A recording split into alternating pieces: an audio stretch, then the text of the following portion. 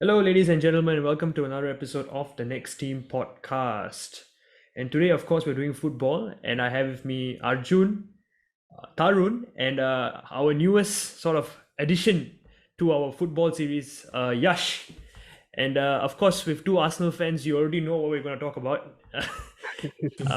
Yeah, and also just a side note for you guys, we will be shifting away from our conventional hour-long episodes.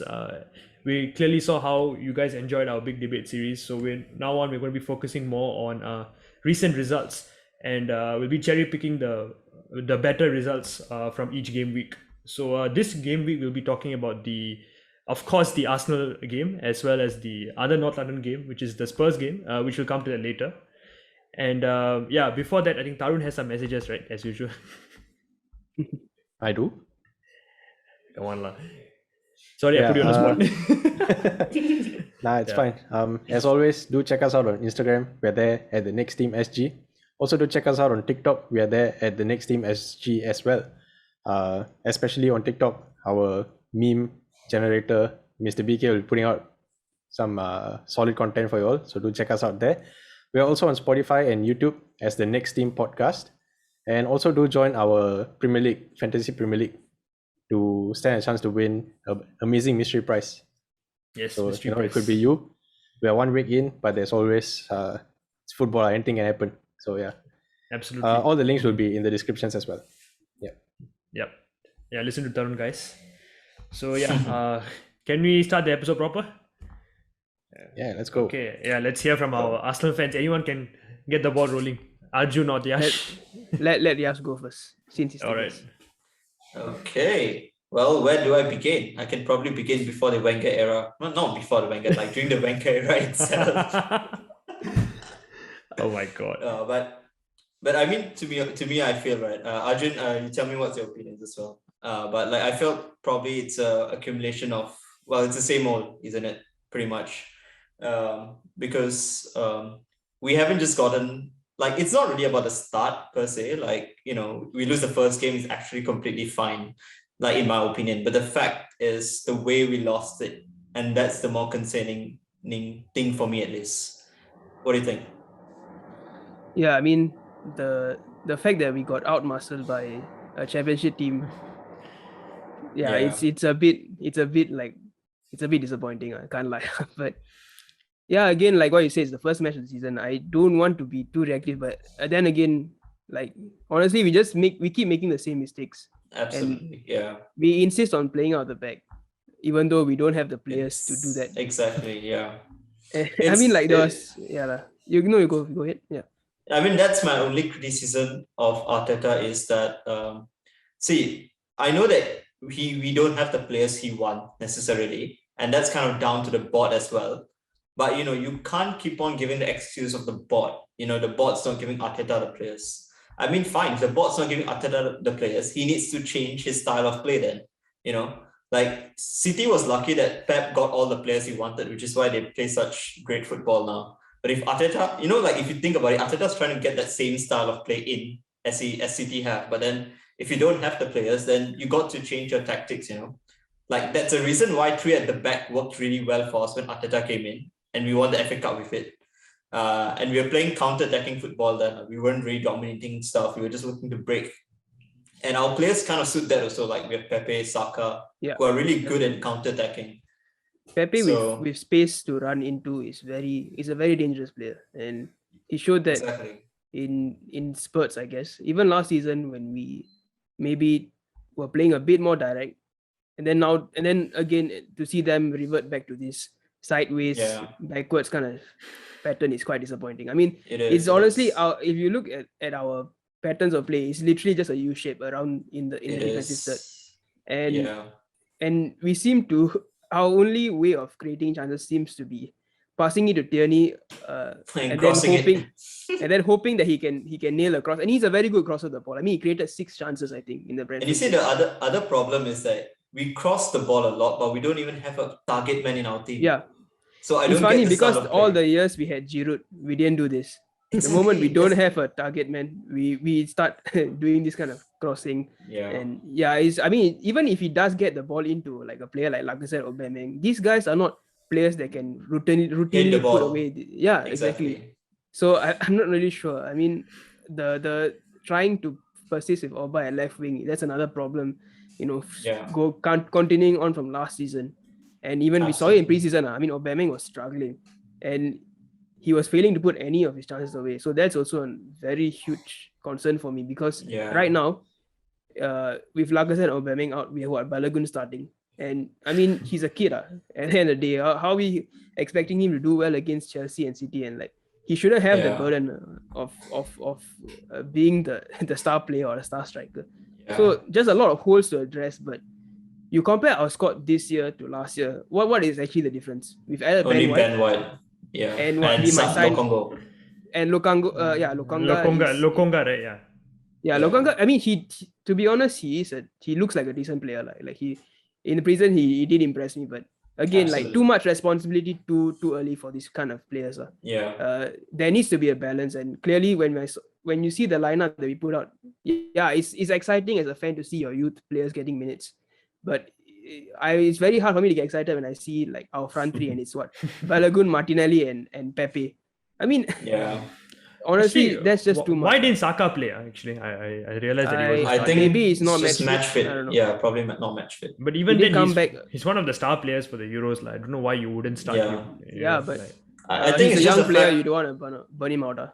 Yeah. I think he just wants to get him in gradually for the team because we have big games, Chelsea and City coming up next back to back. So I think he just wants to gradually get him back because he just had like 1 week of training, I think, or maybe even less than a week. Correct me. 1 week, yeah, about 1 week. About a week or so of training. Because he featured against Tottenham the week before. Yeah, and he played like what 20-30 minutes that game, I think. So yeah, but for me, right, so my problem is the recruitment has been very poor for Arsenal, and it's just not this season. It's throughout. Every time we have issues, right, our recruitment has just not been good enough. Maybe, we signed 1-2 really great, promising players, but then, I don't know, man. Like, okay, I'll just give you Leicester's example. We all know Fofana got injured in the friendly, unfortunately. And within a week, Leicester signed a centre-back. I think Vestergaard. Yeah, Vestergaard, I think. Well, has he already been signed? Yeah. He's already been signed, is it? Oh, what a signing. Yeah. Okay. Whereas for us, right, Arsenal, we need a goalkeeper, we need a right back, we need a cam, we need a striker, and we have signed none of them. 4 signings. We listed quite a lot of positions there, Yash. Yeah, it's pretty much the half the team. Half the team are basically. It is, honestly. I mean, that's the situation we find ourselves in. So okay, would the you fact that we have you think, but you saw glimpses of Smith Rowe last season. Do you think he's not ready to like fill in the boots, or maybe last season was Odegaard so no, is he good enough? Too much responsibility. So he's not ready yet, is it? For at that level? I would say, okay, the problem is, I wouldn't say it's a problem. I think Smith Rowe is more of a very link-up player. Like, he won't get you a lot of goals. He might get you a few assists here and there, and he might contribute in a sense of the entire team's play in terms of fluidity. But I don't see him as a player who's going to guarantee you goals and assists every season a lot, unless he changes my mind. And right now, the rumors I'm hearing is that we're going for Odegaard, and Odegaard's pretty much the same player in my opinion. Okay. He's not going to get you a lot of goals. He'll get you a few assists here and there, but we need someone who's going to score goals from the midfield. We had Ramsey in the previously, Ramsey and Cazorla, who always scored pretty consistently for us. And since then, we've not had anyone from the midfield really scoring per se, I would say. Yeah, it just goals from the midfield have dried up quite a lot for us. Yeah.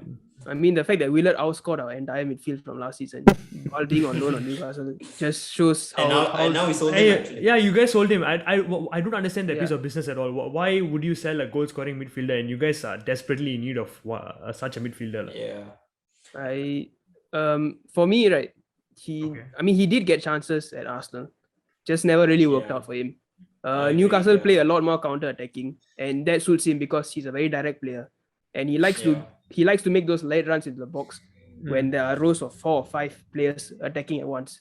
With Arsenal, it's very clear that Arteta likes to have the lion's share of possession. I mean, against Brentford, we had 65% possession.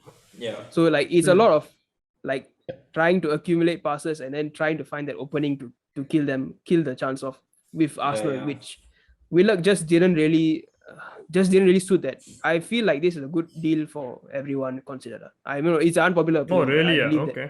I I honestly feel that think as well. I honestly think Joe Willock needed this move because I think he will do really, really well at Newcastle. Yeah. I don't think he would have replicated what he did at Newcastle and Arsenal personally. Yeah, same. It's tough to see academy player leaving up, but at the same time, we needed to move on somebody to get some cash in as well. Yeah. You think about that, we have so much deadwood we want to move on, but none of those players really have. We can't even sell them. Buyers. Yeah, we can't even sell them. So we need to trim the fat on our squad somewhere, and especially because we have no Europe. So I'm not too dissatisfied with that deal, to be honest. I feel that the other problem is that because we have so much of deadwood, right? We are finding it hard to get players in as well at the same time because we just can't get the cash inflow. But then I don't know, man. I feel the club needs to do a lot better. Like we still have Kolasinac in the team. We still have Bellerin, and Bellerin, I think he really wants to leave.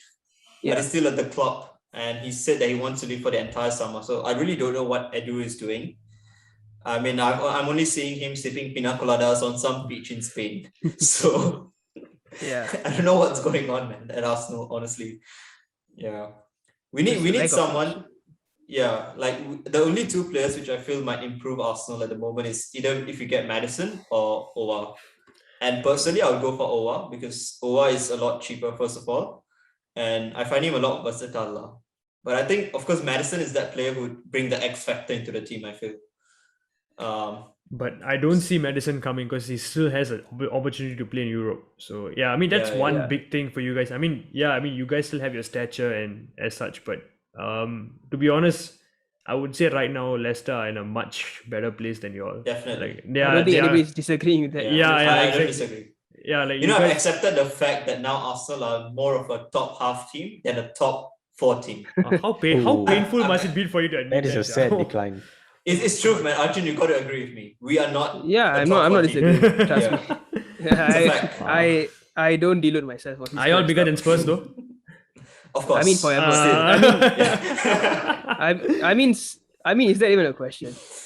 I mean, we are in the shit, but somehow we still win trophies, and they can't. So tell me how are they in any universe bigger than us? But I would still say Spurs across a few years have been a little bit more successful in the sense that not trophies wise, but in terms of just their entire like the Champions League final. Progress as a club, right? Yeah, progress as a club. Yeah, they definitely solidified themselves in Europe. Yeah, whereas we are moving backwards. So that begs the question. I want to say Spurs were on a good trajectory until they fired Mourinho. Pochettino. Ooh, I would say Poch. Actually, Poch more so. I would say, like, I mean, okay, they were declining maybe that more season. So for Poch. Yeah, but I mean, they haven't really achieved anything. They're going to lose Kane eventually, and then it's just going to be another rebuild, and they're eventually going to. I think they'll go through a similar situation that we are going through right now, if I'm being honest. Yeah. Because the last time they sold a player for big money, Gareth Bale, they didn't really invest it pretty well, did they? And it took them quite some time. Yeah. Actually, I would argue against that. Actually, not the Gareth Bale. Yeah, I mean, obviously they signed 7-8 players. I think some of the players did turn out to be successes, like Eriksen. Yeah, Eriksen was good. Yeah. Eriksen. Who else was there? There's a couple of other people. Okay, Soldado was a failure. Okay, forget him. Who else did they sign? Lamela was a failure. Lamela was definitely a failure. Yeah. It's been around for a long time. He hasn't done much. Eriksen. Who I keep thinking there's some other guy. Lucas Moura, is it? Maybe Lucas. Okay, but that wasn't that. That was much later. That was much later. But okay, I mean, right now, I think to be very honest, I think in terms of who's going to finish higher, I know it's early days. I would still say Spurs are more likely in terms of the player on paper. At least I think they are stronger than Arsenal. But I think Son is going to explode this season. I would like to argue otherwise. I think in terms of paper, Arsenal have a better squad. Oh, that's. But Arsenal are not performing. That's my opinion. I agree with the underperforming squad. Like our squad isn't as bad as it seems right now. It's good on paper, honestly, but it's just Arteta has just really. I think he's overcoached to the point where our players don't take any risks in the attacking third. So it's just a very predictable style of play, and teams can set up very well against us. Yeah. I'll give you a very easy perspective. You look at Granit Xhaka when he plays for Switzerland. He's literally bossing the midfield. Okay, most of the times for Switzerland, and we all saw that in the France game as well in the Euros. But when it comes to Arsenal, the way Arsenal are set up, it just kind of makes him a liability, I feel.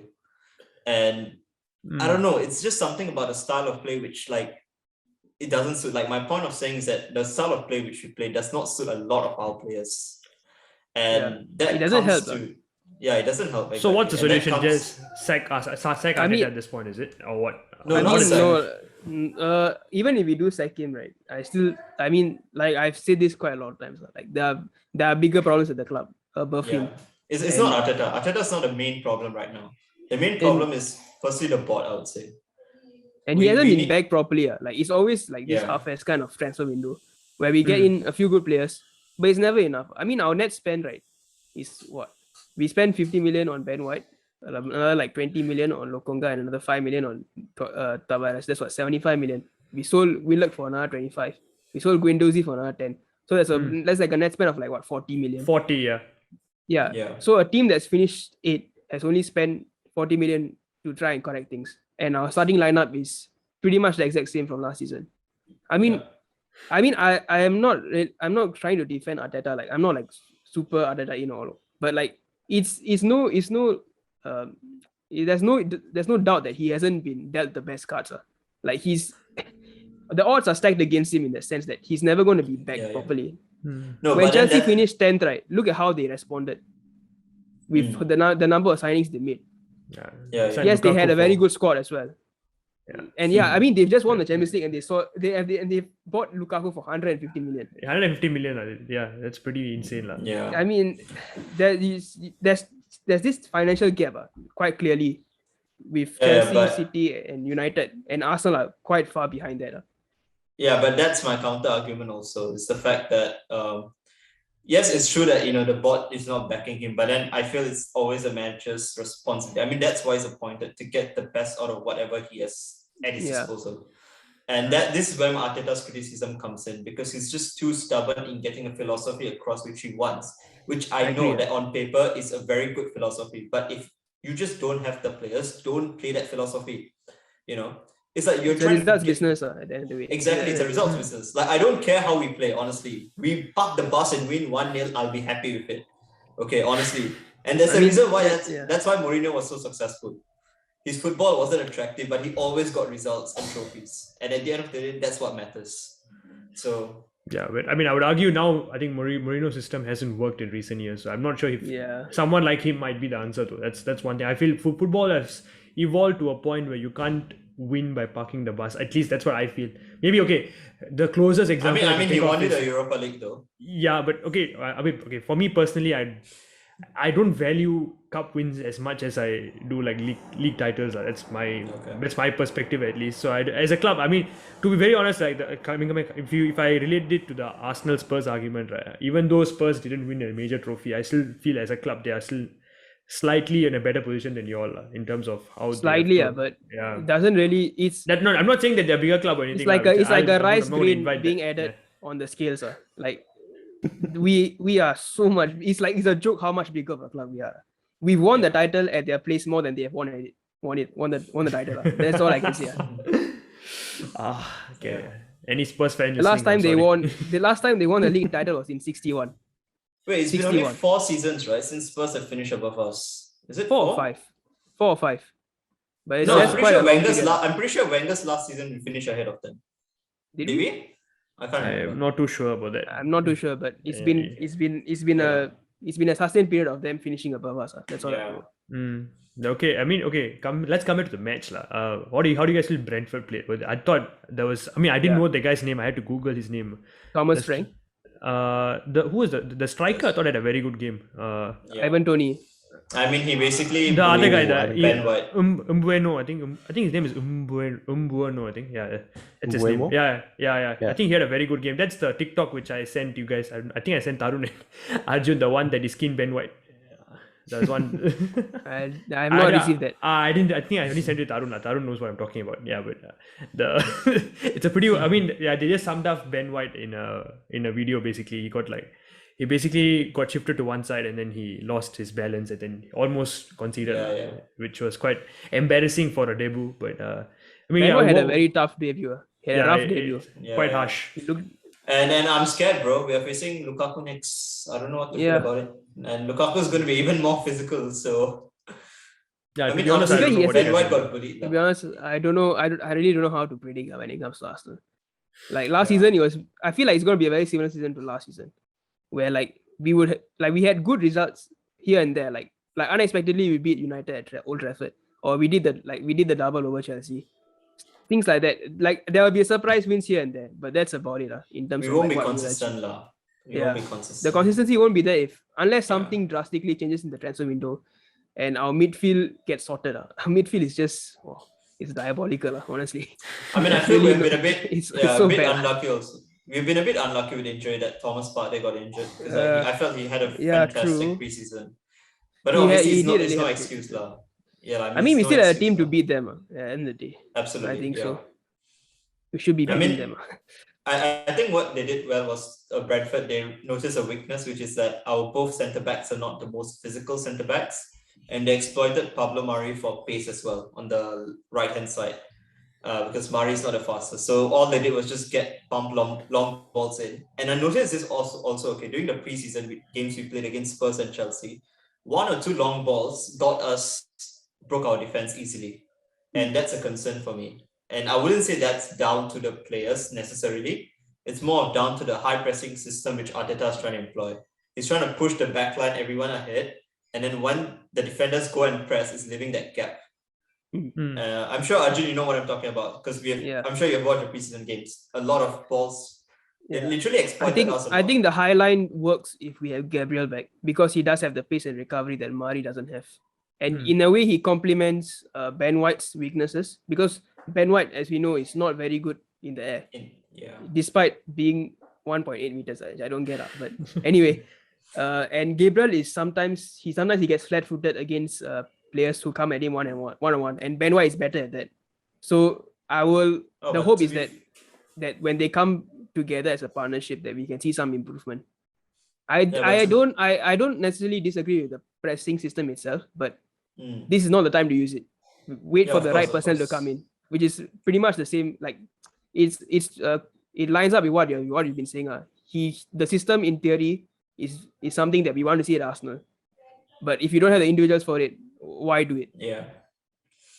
But honestly, I think that game just Ben White was just really poor because I noticed a few times when he went to press and tackle, he just missed the tackle or allowed the break to happen. I think he got turned really easily as well on the break and stuff.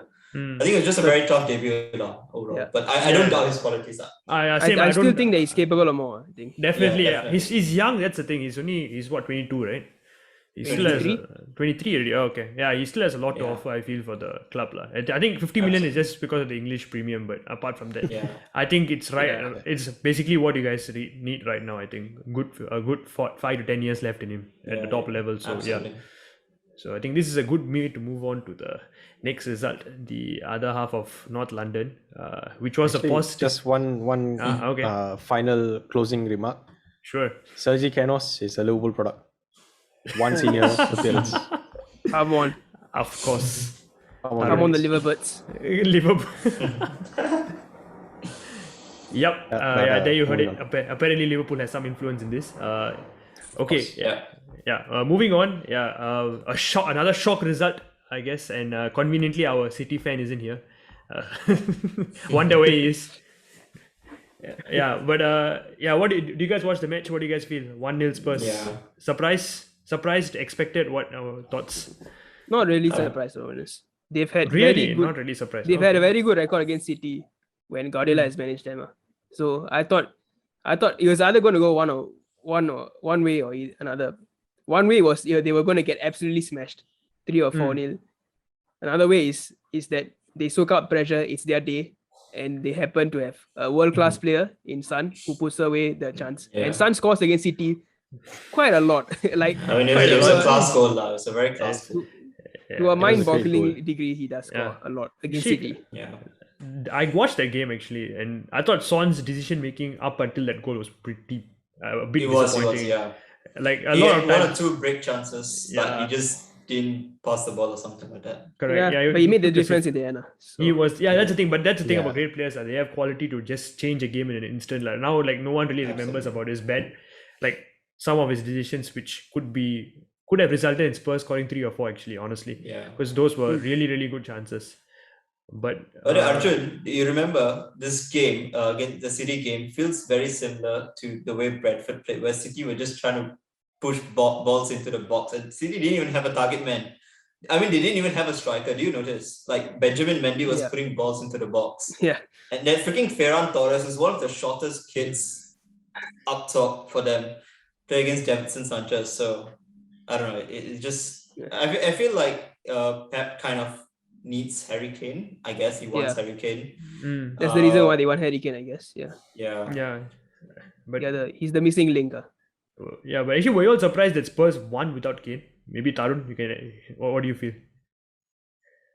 I actually think they're playing a good system here under Nuno.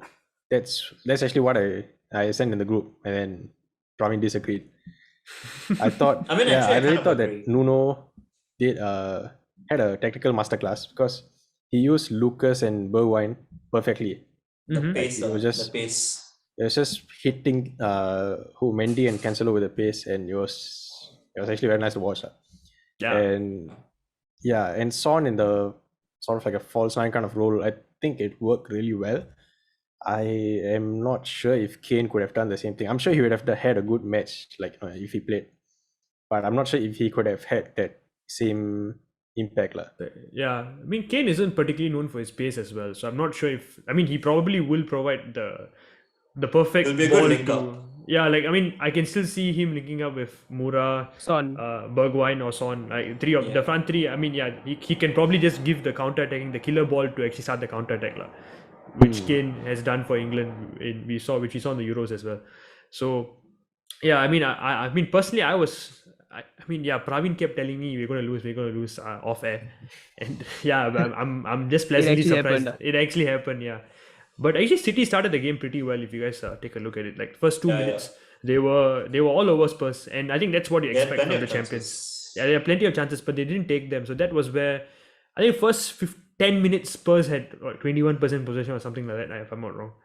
Was Jesus injured?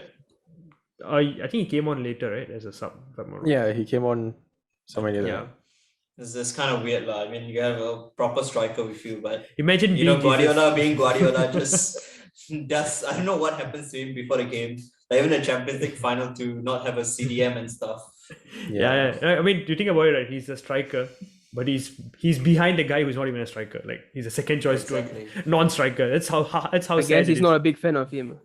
Yeah, I mean, Honestly, I rate Jesus a lot. I feel Jesus is a class. He can hit the ball. he's a hardworking player. Like I would put him in terms of high work rate. Like the Rooney Absolutely. type of players. Like very selfless. Will go all out for the team, but not necessarily have the numbers which you'd expect of a striker. But yeah, coming back to the match. Maybe go on. playing Ferran Torres in the false nine was sort of like a statement by Pep to say that, even if we don't get Kane, we still have this new different system that we can use, and I don't think it worked very well for him. True. Man, I just want your guys' opinion. Do you think it's kind of a bit too much? Like FFP is not too useful if City get Grealish plus Kane as well. I mean, they will be spending 250 million if they get both of them. The thing is, we talked about this last, I think, the Messi episode. So City have this system where they have like the City group, like they have 10 clubs, right, under their ownership, Right. and because of that, they're able to like somehow find loopholes Bridge within through the the law. FFP law. Circumvent the Bridge through rules, circumvent the rules essentially. So like I think they paid only 40 million out of their pocket for Grealish. Although on paper it's 100 million, but I mean, end of the day, I think the laws and the rules will probably dictate whether City itself as a club, whether they spend 100 million. So in essence, they didn't. They only spent 40 million. So somehow I get that. they're able to beat the system, which is quite intelligent if you ask me. But obviously, I mean, to a layman, it seems like it's on the. Yeah. They're sort of you can call them a fraud. In a way, they're sort of like, yeah, but yeah, fair play to them, lah. Technically, it's not breaking any rules, lah. Yeah, technically, I mean, legally you can't say anything wrong. There's nothing wrong with it. Yeah. I think that's just on UEFA on how they regulate this. Exactly. I mean, they probably will, but I think clubs are going to find other ways to always circumvent this. The financial fair play. I mean, I'll never understand how the Neymar transfer went through to this date. But yeah. I'm not quite sure how PSG have gotten Ramos, Messi, Donnarumma. Exactly. I have no idea how. Yeah. The amount of wages all of them are on us insane. Exactly. And how There's rumors about FFP Ronaldo doesn't as well. come. Exactly. Yeah. Ronaldo wants to leave apparently. I don't know what's going on. Romanos. It's a pretty intense transfer window to say the least. Yeah. PSG has their transfer window is probably the best I've seen in my life.